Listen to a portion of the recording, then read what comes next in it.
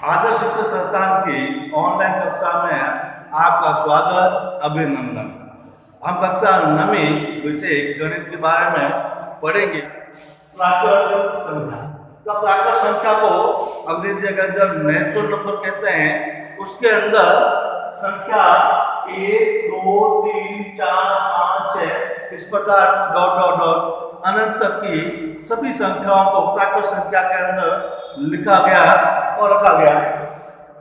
इसी संख्या को अगर हम एक रेखा के रूप में लिख दिया जाए, जैसे 1, 2, 3, 4, 5, 6, 7, 8 डॉट डॉट डॉट अनंत तक एक निश्चित क्रम में संख्या को रेखा पर लिखना, वह प्राकृत रेखा संख्या कहलाता है। मतलब इसी निश्चित क्रम में एक निश्चित माप में जो संख्याओं को रेखाओं पर लिखा जाता है तो वह संख्या रेखा कहलाता है। इसी प्रकार आगे संख्या पद्धति में अपन बढ़े तो अपन कुछ 10 रुपये लेके गए सामान और वो 10 रुपये खर्च हो गए। अब आपकी जेब में कितने पैसे बचे? तो सामान्य व्यक्ति कहेंगे कुछ नहीं बचा। इस कुछ नहीं जो नहीं बचा है उसको जीरो के रूप में लिखा गया, जो जीरो के रूप में भारतीय विगणकीय आर्यभट्ट ने दिया। अब इस प्राकृत संख्या के अंदर एक जीरो समुच्चय में और जुड़ गया तो इस प्रकार से नई संख्या बनी, उसका नाम था पूर्ण संख्या, होल नंबर। तो होल नंबर के अंदर जो प्राकृत संख्या 1 से ज्यादा अनंत थी उसके अंदर एक जीरो और जुड़ गया, एक और ऐड हो गया। तो 0, 1, 2, 3, 4, 5 है, इस प्रकार की सारी संख्याएं जो है पूर्ण संख्या कहलाई, होल नंबर कहलाई। अब इस दोनों में तुलना की दृष्टि से देखा जाए तो सारी प्राकृत संख्याएं वो पूर्ण संख्या है, क्योंकि यहाँ 1 से शुरू हो रही है, वो 1 से सारी संख्याएं जो पूर्ण संख्या के अंदर आ रही है और पूर्ण संख्या के अंदर एक जीरो है वह अतिरिक्त है। इसका मतलब सारी प्राकृत संख्या पूर्ण संख्या के अंदर समाहित है। इसका मतलब सारी प्राकृत संख्या है वह जो है पूर्ण संख्या है, लेकिन सारी पूर्ण संख्या प्राकृत संख्याएं नहीं होगी, क्योंकि इसके अंदर जीरो अधिक है जो कि प्राकृत संख्या के अंदर नहीं। अर्थात सारी प्राकृत संख्याएं वह पूर्ण संख्या है, लेकिन सारी पूर्ण संख्याएं वह प्राकृत संख्या नहीं है। और इसी प्रकार पूर्ण संख्याओं को संख्या रेखा पर लिखा जाए तो वह कहलाएगी पूर्ण रेखा संख्या। फिर आगे चलते रहे क्रम में, जैसे अपन एक जमीन का लेवल ले रहे हैं, ये जमीन का एक स्तर है, यहाँ से एक अभिजात है जो कि 1200 मीटर ऊपर उठ रही है, तो यह जमीन से इसका स्तर है वह 1200 मीटर है। लेकिन अगर जमीन के अंदर पनडुब्बी है, उस पनडुब्बी से अभिजात की दूरी कितनी रहेगी? तो यहाँ से उसका माप और अलग हो गया, तो जमीन से नीचे वाला मान वह है ऋणात्मक रहेगा और जमीन से ऊपर वाला धनात्मक रहेगा और कुल दूरी है वह पनडुब्बी की रहेगी। तो 0 से कम या 0 से छोटे मान को शो करने के लिए आवश्यकता पड़ी वह कहलाई पूर्णांक संख्या। जैसे कि अपन कुछ सामान लेने बाजार में गए और अपने कुछ सामान 450 का हो गया, लेकिन अपने पास में 400 रुपये थे, तो 50 रुपये अपने पास में कम हो गए। उस कम को ऋणात्मक में या अपने पास में उस सामान की कमी हो गई, रुपये की कमी हो गई, कमी को घटाव को जो है ऋणात्मक संख्या के रूप में लिखा गया और इस प्रकार से नई संख्या का निर्माण हुआ, वह हुई पूर्णांक संख्या, जिसको अपन कहते हैं इंटीजर नंबर्स। तो इंटीजर नंबर के अंदर ऋणात्मक अनंत से लेके -3, -2, -1, 0, 1, 2, 3 इस प्रकार की सारी संख्या है वह पूर्णांक संख्या हुई। अब इसी संख्या को अगर रेखा पर लिख दिया जाए तो वह पूर्णांक रेखा संख्या है। अब वापस तुलनात्मक देखें तो सारी प्राकृत संख्याएं है वह जो है पूर्ण संख्या है और सारी पूर्ण संख्या है वह पूर्णांक है, क्योंकि यहाँ से जो धनात्मक अंक है 0 से लगाकर ये सारे प्राकृत संख्या है, अर्थात ये धनात्मक अंक है वह जो पूर्ण संख्या के अंदर नहीं है। तो सारी पूर्ण संख्या है वो पूर्णांक संख्या के अंदर 0 से लगाकर है, लेकिन सारी पूर्णांक संख्या वो पूर्ण संख्या नहीं है, क्योंकि इसके अंदर ऋणात्मक अंक उसके अंदर नहीं है। तो अर्थात सारी प्राकृत संख्या है वो पूर्ण संख्या है, सारी पूर्ण संख्या है वो पूर्णांक संख्या है, लेकिन विलोम में विपरीत क्रम में देखें तो सारी पूर्णांक संख्या पूर्ण संख्या नहीं है क्योंकि उसमें ऋणात्मक नहीं है, और सारी पूर्ण संख्या प्राकृत संख्या नहीं है क्योंकि इसमें 0 नहीं है।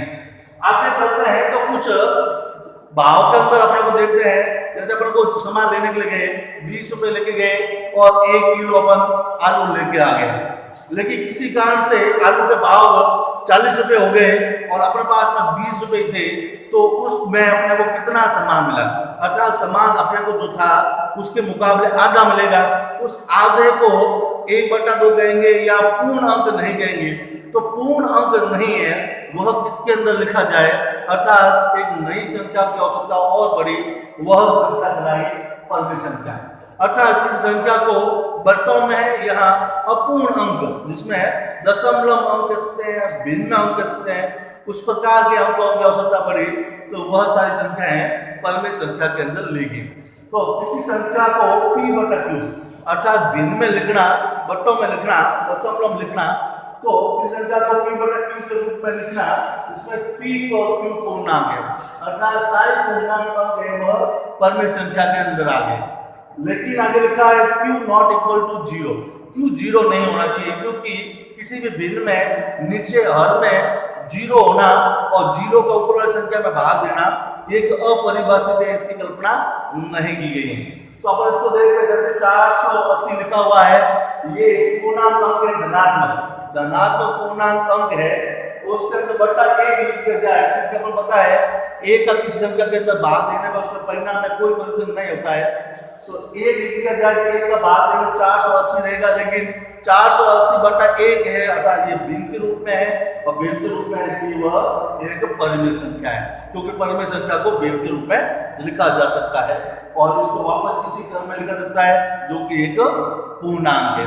आगे वाला क्रम में देखते हैं कि माइनस का 560 है, उसको ऊपर नीचे अगर 2 का गुणा कर दिया जाए तो ये हो गए माइनस के 1120, 1120/2, जो कि यह भिन्न के रूप में है और ऋणात्मक भिन्न के रूप में है, तो यह परमेय संख्या है, क्योंकि परमेय संख्या और ऋणात्मक दोनों हो सकती है, लेकिन यह भिन्न के रूप में होनी चाहिए।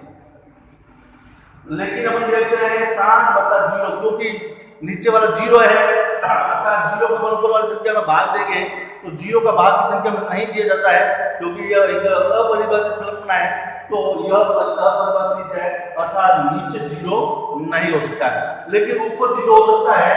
जैसे 0 को लिख सकते हैं 0/2, परिणाम में देखेंगे इसका परिणाम भी यहाँ पर 0 ही आने वाला है, अर्थात किसी भी संख्या को 0 को नीचे ऊपर बटन में 2 लिखेंगे, परिणाम में भी 0 रहेगा, अर्थात नीचे 0 नहीं होना चाहिए, q नॉट इक्वल टू 0।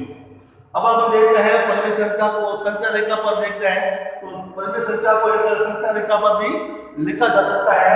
ये -4/3, -3/2, -4/1, -3/1, -2/1, -1/2, 0, 1, 2, 3, 4/1। लेकिन संख्याओं के बीच में भी संख्या होती है, वह उसका भाग आधा होता है, अर्थात 2 और 3 के बीच में भी संख्या है, वह है 2 से 1/2, अर्थात 2.5 कह सकते हैं, अर्थात भिन्न के रूप में है और भिन्न के रूप में भी ऐसे लिख सकते हैं, या लिख सकते हैं -5/4। आगे ऐसे लिख सकते हैं 0 और 1 के बीच में भी 1/2 संख्या होती है, 2 और 3 के बीच में संख्या 2 से 1/2, अर्थात 5 से 5/2। इस प्रकार से एक संख्या रेखा पर परमेय संख्या को भी अपन शो कर सकते हैं। अब अपन देखते हैं परमेय संख्या के भाग। परमेय संख्याओं को 2 भागों में विभक्त किया जा सकता है, जैसे अपन देखते हैं।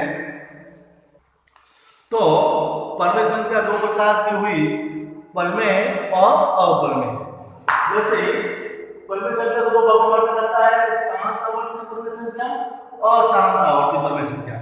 चूंकि अपने बताया है परमेय संख्याओं को भिन्न के रूप में लिखा जाता है, अर्थात अंश/हर। हर का मतलब है जो ऊपर वाली संख्या अंश कहलाती है और नीचे वाली संख्या हर कहलाती है। जैसे 1/2, अब 2 का भाग 1 को देंगे तो पहले लगाएंगे दशमलव लगाते हो जाएंगे 10, 10 में 2 का भाग दिया तो 5 भाग गया, शेष पर बचा 0।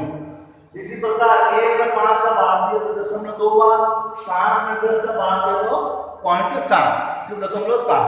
अर्थात किसी संख्या का ऊपर वाली संख्या में हर का भाग अंश में देंगे और भाग पूरा हो जाता है, शेष पर 0 होता है, आगे भाग नहीं जाता है और शेष को 0 कर पूरा हो जाता है। इस प्रकार से उस बढ़ते और भिन्न वाली संख्याओं को शांत आवर्ती परिमेय संख्या कहते हैं, जिसमें शेषफल 0 हो जाता है। दूसरी बढ़ते वाली संख्या वह संख्या है जिसमें भाग तो जा रहा है लेकिन शेषफल नहीं हो रहा है। जैसे 1/3, अब 1 का भाग मैं 3 का भाग दिया तो भाग जाना में 10 हो गए, भाग गया 3 बार वापस 9, 1 बच गया 10.0 आ गया, भाग 3 बार गया 9 बच गया 1। इस प्रकार से भाग है वो 3 बार जाते जा रहा है, पूरा नहीं हो रहा है। लेकिन इसमें एक 3 अंक की आवर्ती है, एक निश्चित क्रम है, एक निश्चित अंतराल है। तो जिस प्रकार से एक निश्चित अंतराल लगता है उसे कहते हैं अशांत, भाग पूरा नहीं हो रहा है, अशांत है, अशांत आवर्ती। लेकिन इसमें 3 अंक की एक आवर्ती है, तो वह कहलाती है अशांत परिमेय संख्या। जो अंक बार बार आ रहा है, इसमें अंक 3 बार बार आ रहा है, उसके ऊपर बार का निशान लगाते हैं, तो यहाँ पर हो गया 0.3 बार। यहाँ पर जब हम देख रहे हैं कि 1 में 6 का भाग दिया तो भाग गए 1 बार, फिर 6 बार 6 बार 6 बार, इस प्रकार आगे जाता ही रह रहा है, तो डॉट। लेकिन इसमें अंक 6 की एक निश्चित आवर्ती है, एक निश्चित क्रम है, इसलिए अशांत, भाग पूरा नहीं है इसलिए अशांत, लेकिन एक निश्चित आवर्ती है, अशांत आवर्ती। तो 6 अंक की आवर्ती है।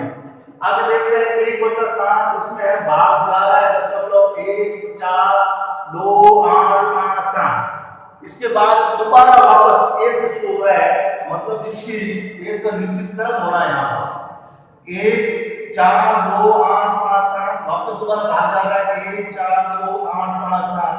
ये बार बार यही अंक की पुनरावृत्ति हो रही है। तो यहाँ पर 6 अंकों की पुनरावृत्ति हो रही है, 1, 4, 2, 8, 5, 7। इस प्रकार से 1 का मैं 17 का भाग देंगे तो 21 अंकों तक की वापस पुनरावृत्ति होती है, तो एक निश्चित आवर्ती है, इसलिए अशांत आवर्ती। तो परिमेय संख्याओं को 2 भागों में बांटा, शांत आवर्ती और अशांत आवर्ती। लेकिन और उसमें भी क्या हुआ कि सारी प्राकृत संख्या पूर्ण संख्या है, सारी पूर्ण संख्या पूर्णांक है, और सारी पूर्णांक संख्या वह परिमेय संख्या है, इसका विलोम क्रम नहीं है। और यहाँ तक सोचा कि सारे अंक पूरे हो गए, लेकिन कुछ गणितज्ञों के मानना है अभी अंक कुछ बाकी है। जैसे उन्होंने कहा कि ये डॉट इसका अशांत है और इसमें आवर्ती नहीं है, तो 1, 0, 2, 1, 0, 3, 1, 0, इसके बाद हर बार अंक नए आ रहे हैं। यहाँ पर देखते 1, 2, 0, 3, 0, 4, 0, 2, 1, 2 अंक 2 बार, 2 अंक 3 बार। इसके बाद भाग अशांत है, डॉट है, और इसमें आवर्ती भी नहीं है। तो इस प्रकार की नई संख्या की आवश्यकता पड़ी, उस संख्या को अपरिमेय संख्या, जिसको परिमेय नहीं अपरिमेय संख्या कहेंगे। अन्य अनावर्ती, इसमें कोई प्रकार का अनुसार में समाप्त नहीं हो रहा है, अनावर्ती, जिसमें कोई भी एक निश्चित क्रम नहीं है, अनावर्ती है। तो ऐसी संख्या कौन कौन सी है? तो पाई का 0.50 तक के मान तक खोज की, इसके बाद भी अंक नए आ रहे थे, इसलिए इसको अपरिमेय संख्या में रखा गया। और वह वर्गमूल की सारी संख्या है जिसका पूर्ण वर्ग नहीं निकलता है, वह सारी संख्या है अपरिमेय संख्या है। जैसे 1 का वर्गमूल है वो 1 है, 2 का वर्गमूल पूर्ण संख्या में नहीं आ रहा, 3 का नहीं आ रहा, 4 का वर्गमूल 2 आ रहा है, 6 का 7 का 8 का नहीं, 9 का वर्गमूल 3 आ रहा है, इस प्रकार 16 का वर्गमूल 4 आ रहा है। तो जिस संख्याओं का वर्गमूल पूर्ण संख्या है, वर्गमूल पूरा निकलता है, पूरा अंक में उत्तर आता है, वह सारी संख्याएं परिमेय संख्या कहलाएंगी, और शेष सारी संख्याएं वह अपरिमेय संख्या। मतलब रूट 2 का मान निकालेंगे तो आप निकालते जाएंगे, वह मान पूरा भी नहीं होगा और हर बार अंक नए आएंगे, इसलिए इसको अपरिमेय संख्या रखा। अब गणित ने तय किया कोई भी ऐसा एक आधार जिसको अपन कहते हैं कि गणित का अंक पूरे हो गए, तो इस एक निश्चित आधार पर तय किया गया, वह तय किया गया वास्तविक संख्या। इसके अंदर अपने को कहा गया कि वास्तविक 2 संख्याएं परिमेय और अपरिमेय दोनों को मिलाकर एक नई संख्या का निर्माण हुआ, और वह कहलाई अपरिमेय संख्या है। इसका मतलब जो भी गणित का अंक है वह एक परिमेय संख्या है। अब हम देखते हैं कुछ इसके संबंध में गृह कार्य। तो प्रश्न 1 दिया है, गृह कार्य में है, जो कि इस वीडियो के बारे में आप देखेंगे तो आपको इसके अंदर इसके उत्तर मिल जाएंगे। नीचे दिए गए एक कथन सत्य है, असत्य है, इसका कारण आपको देना है। तो उसमें 3 प्रश्न है। प्रत्येक प्राकृत संख्या एक पूर्ण संख्या होती है, और होती है तो हाँ, नहीं होती है तो उसका कारण। प्रत्येक पूर्णांक एक पूर्ण संख्या होती है, प्रत्येक परिमेय संख्या एक पूर्ण संख्या होती है। इसका अगर नहीं है तो आपको उसका कारण देना है। आदर्श शिक्षा संस्थान के जो चैनल को लाइक, सब्सक्राइब और बेल बजाना नहीं भूलें।